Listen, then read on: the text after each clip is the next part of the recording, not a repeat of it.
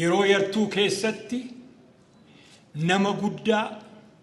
nama hojii guddaa hojjete yeroo Oromoon dukkana keessa jirutti dukkana sana keessatti waa'ee Oromoo fi Oromummaa onnee guutuudhaan jabinaan warra mormu dura dhaabbatanii waan hojjetanii lafa kaa'ani seenaan dabarre lafa kaa'anii gatii darbanii fi kiraan isaanii daadhii bichaa dhugu ani har'a waa'ee obbo Dhinsaa Leephisaa gadi fageenyaan dhugaadhumatti hin beeku warri beekan garuu warra akka obbo Diimaa Nagoo fa'aa addana jiru haa ta'u malee obbo Dhinsaa Leephisaa wajjin walitti dhufne akka lakkoofsa Itoophiyaatti bara 1962 yeroon waggaa tokkoffaa barachuu Addis Ababa University Finfinnee University dhufettidha. Yeroo sana Haile Sillaasee First University jedhama akkuma isin beektan. Obbo Dhinsaan dhaloonni isaanii bara 1928 yeroo Xaaliyaaniin biyya keenya weerarte ture. Yeroo sana waradaa Amboo Tokkee keessatti dhalatani. Sadarkaa jalqabaa sadarkaa elementary jechuu kootii achuma Tokkeetti baratani. Barumsa isaanii irratti baay'ee cimoo gatii turanii fi yeroo yerootti waggaa waggaatti badhaasa argatu turani. Tokkee sadarkaa tokkoffaa eega raawwatanii jedhaniitii gara Finfinnee dhufanii Tafarii Mokonnin isa jedhamu isa durii amma Inxooxxoo Attaqaalaa jedhame natti fakkaata yeroo dargii achitti sadarkaa lammaffaa isaanii xumuratani. Sadarkaa lammaffaa yeroo xumuranii mootii Haile Sillaasee irraatii badhaasa argachaa turani. Eegasii booda eega sadarkaa lammaffaa fixanii booda Haile Sillaasee University galanii utuma hojii adda addaa iddoo mootummaa ministeera adda addaa keessa hojii adda addaa sadarkaa hooggansaatiin karaa adda addaa hojjetaa biyya gargaaraa turani. Hududuubatti deebi'uudhaaf bara 1962 sana kanii yaadadhu waa'ee Oromoof Oromummaa waa'ee eenyummaa Oromoo eessa akka jiru attamitti cunqurfame lafti akkamitti irraa fudhatame weerarra attamitti irra ga'e maal gochuun nurra jira barattoonni Oromoo baay'ee lakkoofsi isaanii yeroo sana yartuudha isaan baaroo tumsaa wajjiniini wal qabatanii mooraa University keessa dhufanii yeroo yerootti sabboonummaa Oromoota barsiisaa turan. Baay'ee nama cimaa nama gaarii turan. Anaanan wal barsiisee baaroo tumsaati isaanii wajjin. Garuu eegasiiti yeroo isaan barachaa turanii keessatti immoo yeroo warraaqsi dhufu sana maal attamitti qophaa'uun nurra jira maal gochuun nurra jira barreeffama adda addaatu University kana keessatti owwaalamee jira isa owwaara isaarraa dhadhaanii saba barsiisuun barbaachisaa akka ta'e nutti himaa turani. Oromoon immoo bahaadhiya kaabaa kibba yaada tokko qabaatee walii galtee godhatee gurmuu tokkoon yoo socho'ee biyya kana guddisuus hin danda'a eeguus hin danda'a. Kanaafi jabaattanii yoo barattan maal jedhu turanii bury your heads in the books yeroo hundumaa kitaaba dubbisuun maal akka ta'e maal akka fidu burqaa barnootaa kitaaba keessaa akka argamu ijoollee oromootaa achitti gorsaa turanii yeroo adda addaatti ani kanan beeka isaanii wajjiniin haasaanani qabu waa'ee akaadamii waa'ee barnootaa attamitti kitaaba adda addaa walii ergiftanii wal jabeessitu kan jedhu turanii baay'ee cimoo turanii oromummaa isaaniitti kan boonan yeroo sana maqaa afaanuma oromoo dubbachuun oromoo yoo ofiin jechuun yakka ture bara 1962 yeroon dhufee Finfinnee galee Addis Ababa University afaan oromoo yeroo hiriyoota keenya wajjiniin nama 2-3 taanee dubbataa turre yeroo walitti haasofnullee isaa dhufa kun galagalanii si'a meeqa markaatoo keessatti piyaasaa keessatti galagalanii jibbinsa nutti agarsiisaa turan kuni waan ta'u miti kanarra darbuun kana dhiisuun barbaachisaa akka ta'es nu gorsaa turanii jabinaan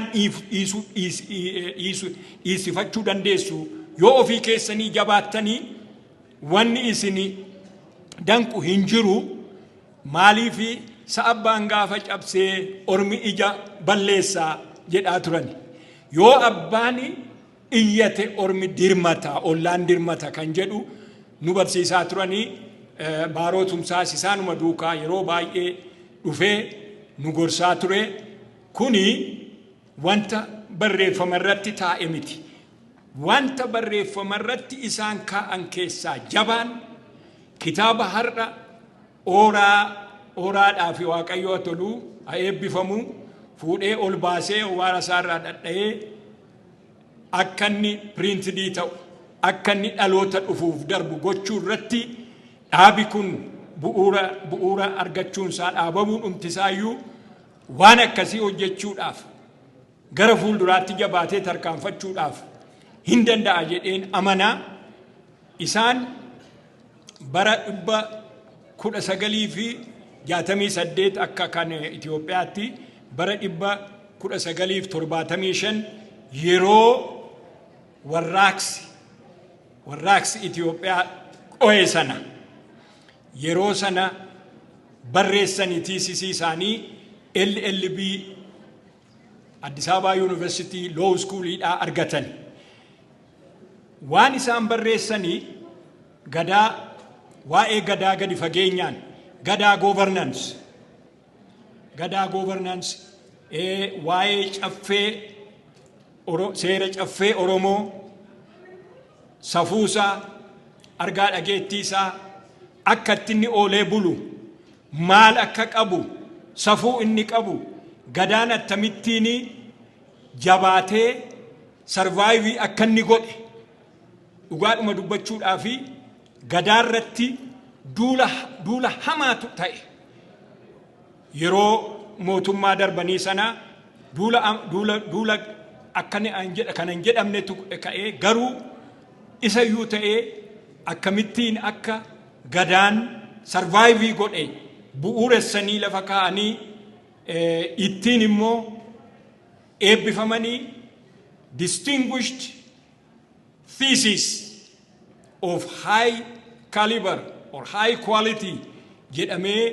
fudhatame yeroo sanatti law school keessatti amma immoo ooraan maxxansiisuunsaa dhaloota dhufuu fi baay'ee barbaachisaadha. Anamma dhaloota dhufu kanarratti qubee generation kan jennu kanaafi dhaamsa nan qaba. Dhaamsi koo maayin barreeffama kitaabarra jiru sirriitti qalbeeffatanii qoratanii qo'atanii barumsarraa argatu malee jetteessa social media kanarra akka intiniitti burraaqu sana isa duukaa bu'uunii baay'ee in adeemsisu jechuun barbaada dhaamsi koo tasan adeemsisu. They have to bury their heads in the books. Akkuma obbo Dinsaa Leephisaa yeroo sana jedhanitti har'ammoo teeknooloojiin baay'ee waa'ee kana isinitti dhiyeessaa onlaayinii kitaaba adda addaatu sarkuleetii godhaa kana barachuun isa dubbisanii jiruurra ooshuu danda'uu qabdu jedheen yaada young generationidhaanii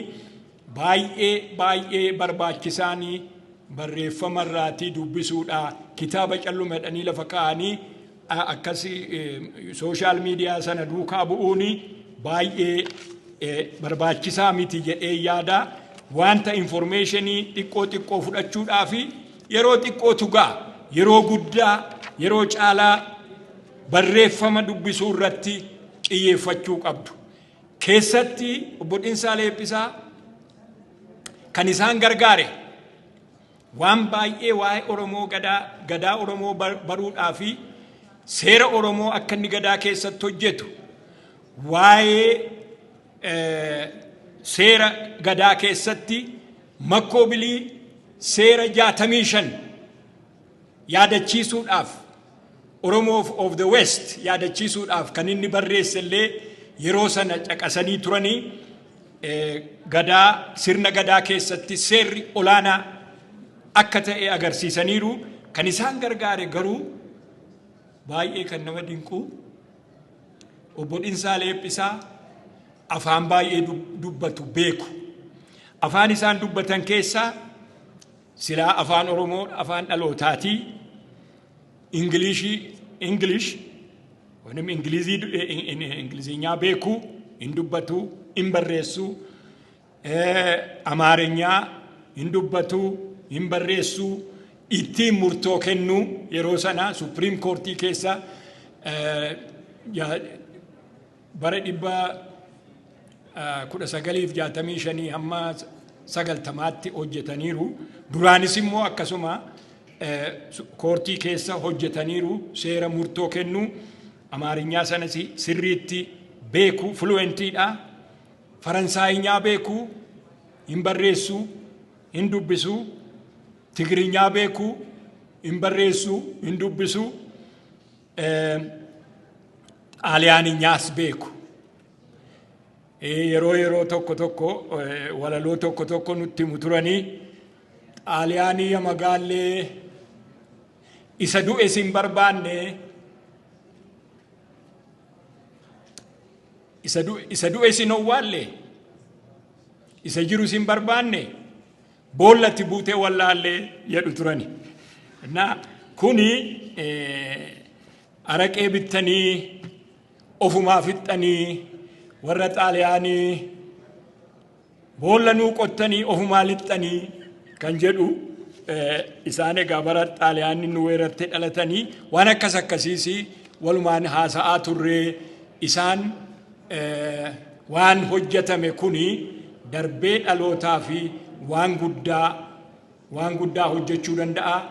ከኒሳኒን ሪፈረንሲን ጎዲኒን ጅሩ በሬፈመረት